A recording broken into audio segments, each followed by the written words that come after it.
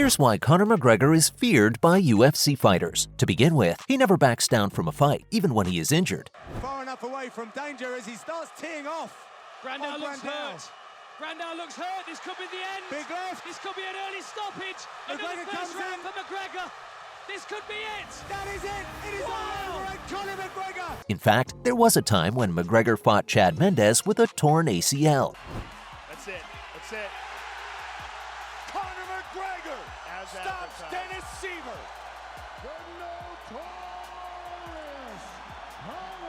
Yep, before he fought Mendes at UFC 189, a lot was said about how the Irishman was supposed to be weak in wrestling. Many people thought that Mendes's high-level wrestling skills and powerful double-leg takedowns would be too much for McGregor, even without a full camp to prepare him. If those predictions were ever going to come true, it would have been during Conor McGregor's fight with Chad Mendes. The Irishman said that 14 weeks earlier, he had torn 80% of his ACL. If you don't know already, ACL tears are very painful, and they also make the knee less stable and less mobile. People with torn ACLs can't plant their injured leg, which is important for avoiding takedowns. This also causes the knee joint to bend too far outward. So, in the end, it's scary to see that McGregor wanted to fight with Mendes, even though he knew he'd have to sprawl and push off a leg to stop his opponent from taking him down. If somebody brought that confidence to the ring, hey, even I'd be scared. No doubt, in a case like this, other fighters would have dropped out of the fight. In another case of overbearing confidence, it's insane how much Conor believes in himself and believes he could win a fight very easily if he set his mind to it. This is what happened at UFC 194, even though McGregor stood to lose everything. Before UFC 194, trash talking was at a level that had never been seen in the UFC or in MMA in general. Then, Conor joined the UFC with a brutal knockout of Marcus Brimage. Look at that uppercut. Now, Marcus over the top, looking to finish it here. Conor McGregor, another first-round win. Wow! Making fun of the skills and heights of every fighter in the featherweight division. It felt like a war declaration against a whole weight class. When he got his title fight against the reigning featherweight champion, Jose Aldo, the whole world was watching. The Irishman's rude behavior shocked Aldo too, who at the time was often looked up to by other featherweights. The amount of trash-talking and crazy promises that the Notorious made about his performance at UFC 194 definitely put a huge amount of pressure on his shoulders. If the Irishman had lost to Aldo, he would have fallen down the featherweight rankings. But more importantly, he also would have been labeled as the jester or joker who likes to bluff. Given how badly he had talked about Aldo, there was no way he could have gotten out of it. Conor McGregor knew that UFC 194 would make or break his career, but he didn't let that worry him. Instead, he knocked out Aldo in 13 seconds. Aldo had been the featherweight champion for almost 5 years and hadn't lost in almost twice that long. Jose Aldo Jr. Conor relaxed and smiling. Oh! He slapped him! Conor McGregor is the new UFC featherweight champion of the world! But if McGregor had lost, his legacy would have been over before it had even begun. He persisted, however, and it seems like the more fights he won, the more ambitious he got. At some point, he literally moved up in weight to fight the champion in the division above. In the UFC, it's become more common for champions to challenge title holders in the division above them in order to win a second championship belt. A few years ago, this was almost never the case. It's safe to say that all of it started with McGregor. He quickly set his sights on the UFC lightweight championship after doing the impossible, that is, beating Jose Aldo in a unique way to win the UFC featherweight championship. Rafael dos Anjos was the lightweight champion at the time. Like Aldo, he looked like a fighter who just couldn't be stopped. This is the same guy who beat Anthony Pettis and Donald Cerrone in the first minute of the first round. And even UFC President Dana White said he didn't think the Irish lightweight could beat a monster like the Brazilian. Because dos Anjos was injured, McGregor was forced to fight Nate Diaz instead, and he lost. My goodness! Now he's got the back! Now! That's it! He's got the choke! Nate Diaz! He's out! He has done it! He It is all over! Nate Diaz beats Conor McGregor!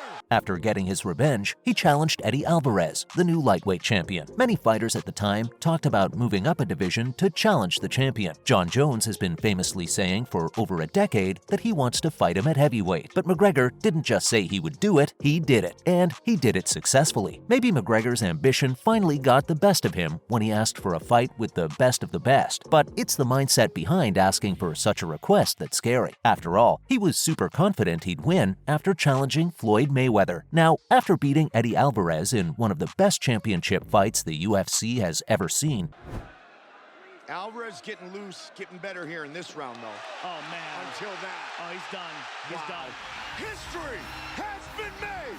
Conor McGregor is the UFC lightweight champion. Conor McGregor felt untouchable. He got Floyd Mayweather Jr.'s attention, and even more surprising, he got Dana White to promote a boxing match between him and money. Many people thought the fight was and a shady way to make money, and in some ways, they were right. No one thought McGregor could beat the great Floyd Mayweather Jr. in a boxing match, except McGregor himself. But the trash talk the Irishman said about his opponent while promoting the fight was similar to what he had said about Aldo. The Notorious made fun of Mayweather's history of going into fights with a defensive strategy. He then said that he came from a world of real combat, while Money worked in a safer environment with fewer rules. Everything about Mayweather was fair game for Conor McGregor's vicious trash talk, from his age and size to the claim that he couldn't read or write. Even though the Irishman lost the boxing match, which many people had predicted, he fought with confidence and self-belief, which showed how much he thought he would have won. It takes a lot of guts to take on a man who is arguably the best of all time in his sport and still believes he can beat him. Floyd Mayweather helps, literally and figuratively.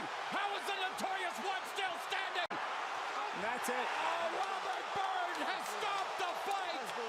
But what a night it has been here in Las Vegas. This isn't the only time Conor has tried to do something like this, though. Another instance was when he came back to UFC 229 to fight Khabib Nurmagomedov. After his spectacular loss to Floyd Mayweather Jr., Conor finally made his long-awaited return to the UFC to fight Khabib, a dude who has never lost a fight. In a strange twist, McGregor's fight with Nurmagomedov was one he lost much more decisively than the one he had with Mayweather. Context is what makes coming back to face the Eagle an example of courage, though. A couple of years ago, the tension between Khabib Nurmagomedov and Conor McGregor reached its peak. At UFC 229, Khabib put McGregor to sleep in the fourth round after a very nasty build-up. There's the choke. He's got it. It's under the neck. There it is. Nope, it's on the chin. There's the tap. Still undisputed. Khabib Nurmagomedov. At the time, the Russian had never lost a round in his MMA career. He was 26-0. He had been busy and won the UFC lightweight title that McGregor had left open when he took a short break from the sport. On the other hand, the Irishman has had nothing to do with MMA for the past 2 years. But even though Conor hadn't fought in a while, he still dared to fight one of the best fighters in the world without being afraid of losing. After 2 years away from the sport, not many fighters were willing to face the Eagle at a time when the sport changed so quickly. That's all we have for why fighters in the UFC are scared of Conor McGregor. Hope you had fun. See you in the next one.